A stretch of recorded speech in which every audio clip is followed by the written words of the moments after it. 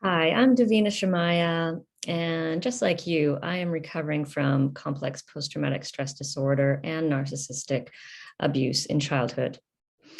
And today I want to continue with keys to healing and talking about getting honest with our feelings of anger.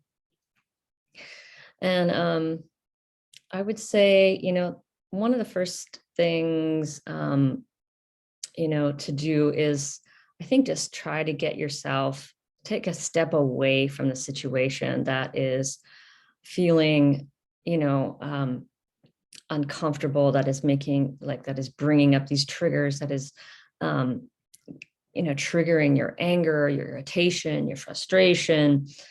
And it really allows you to gain some space from it, and so you can really just deal with what's going on here in yourself, rather than, I know, like when I in my last job, I was so in it. I'm so used to being in the chaos and the craziness and feeling um like I'm and part of me is like thinking I'm doing a good job. I'm doing such a great job handling all this craziness.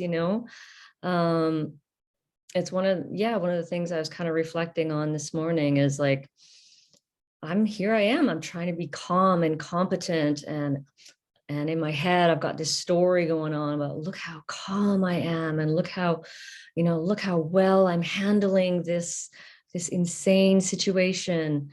And I did this with my ex-husband too, again, I was sort of taking pride in myself for being calm instead of allowing myself to get angry and to feel my feelings, and to allow those things like the frustration and even the hate, the disgust, all those feelings that we don't really want to admit that we deny because, again, our parents denied them, and we weren't allowed those feelings. We weren't allowed to protest their abusive ways, their abusive and crazy ways.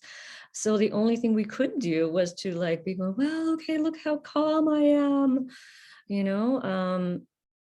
And so it can kind of really be tricky to untangle that. And in the beginning, for sure, when you're starting to heal, and you'll be experiencing probably lots of triggers. I know I am. And it's really important to know, the trigger is out there, and the feelings are in you. The feelings that are being triggered are wounds that have been, inside you for years or decades. And they're coming up. They're like, okay, I'm ready to be released. I'm ready to be healed.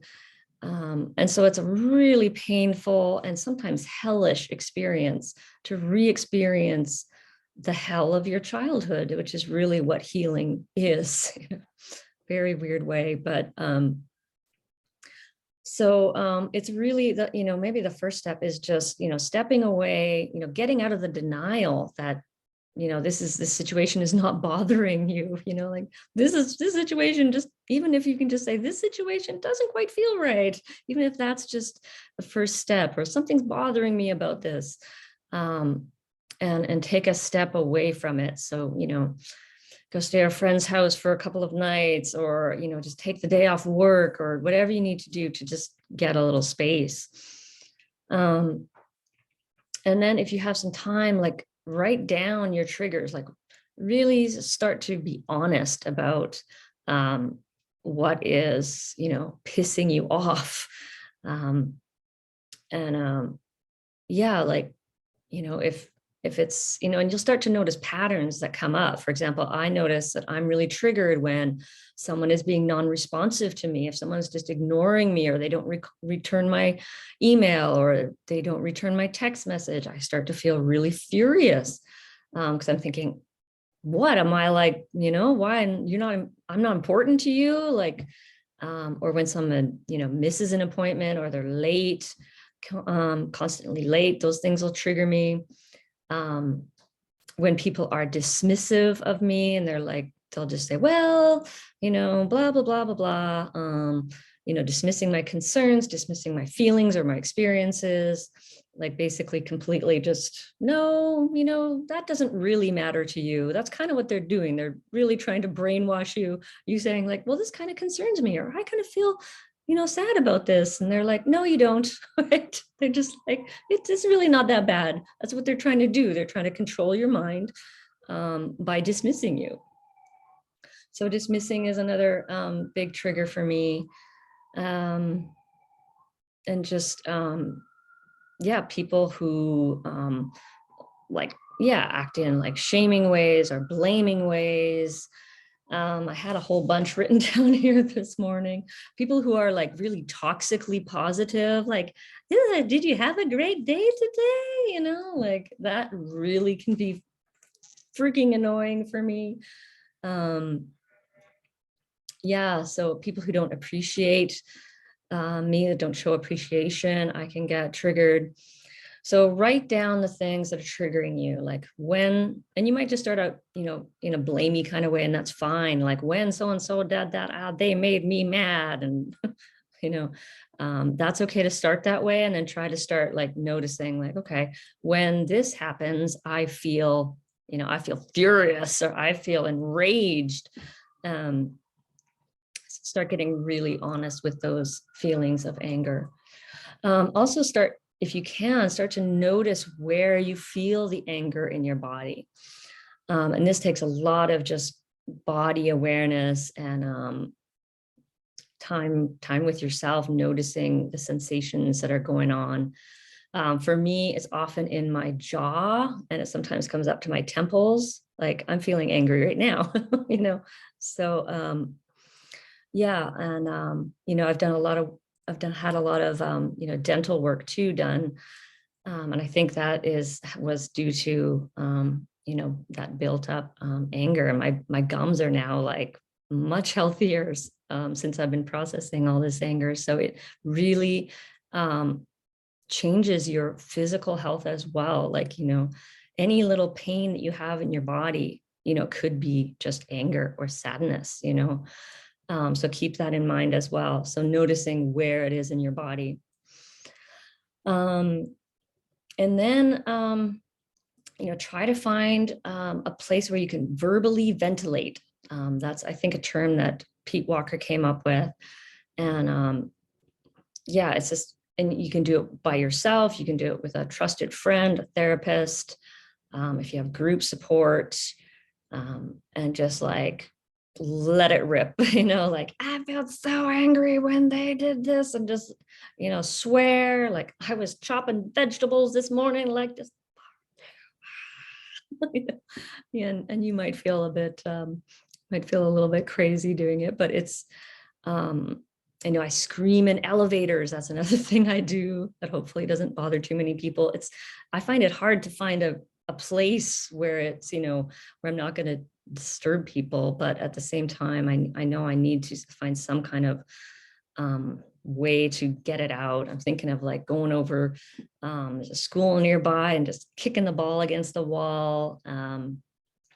Just find some way to energetically release. And verbal is so, I think it's so important, because we were shut up, we couldn't say those things. We couldn't say, Mom, you're making me really angry right now. We weren't allowed to do that, because then we were just punished more. And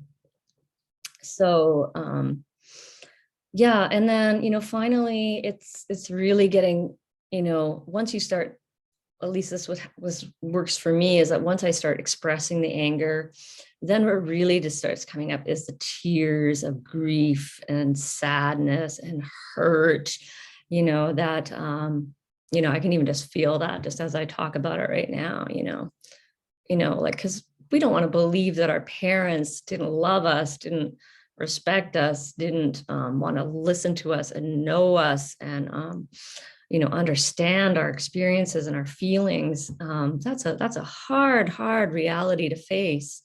So I can feel the emotion already coming up just talking about it. So it's important to know that the triggers that you're having in the present day are really, really from, way back when. And so, I mean, it's easy to get caught up in like, the person that's triggering you and blaming them. And that's, as I said, that's an okay place to start. And that's usually where we do start. But then to, what is this really like? What is this really reminding me of? And, where does that come from in my childhood? Who else treated me like that? Was it my mother? Was it my father? Was it my sister? Um, and feel the pain of that. It's really hard work. Yeah. So yeah, I'll just kind of go over those steps that I said again. Hopefully I'll keep them all. Coming out of the denial of, oh, I have to be calm and look how well I'm doing this, because we're attracted to crazy situations in the beginning, and be gentle with yourself too. It's just part of the process. But of course, don't stay in those situations. Like, get out, when you can. So coming out of your own denial, taking a step back from that situation, writing down your triggers, really getting honest about what you're feeling, when someone does such and such a behavior or says something, like, what is that bringing up in you? And noticing where it is in your body. Like, yeah, is it, I don't know, and maybe for everybody it's a little bit different. So just finding out where that anger might be, and that can take time. So again, even if you just notice you're angry, that's a great start. And verbally ventilating, letting it out verbally, and letting it out physically as well, whether it's, punching a pillow or whatever you need to do. And finally, getting to those deeper layers of the sadness and the grief. And that is the way to freedom. The truth shall set you free, as they say. So I hope this was a little bit helpful for you today. And I am Davina Shemaya at Boldness Blooming, wishing you many, many blessings on this sometimes very challenging process of healing and awakening. Thank you for listening.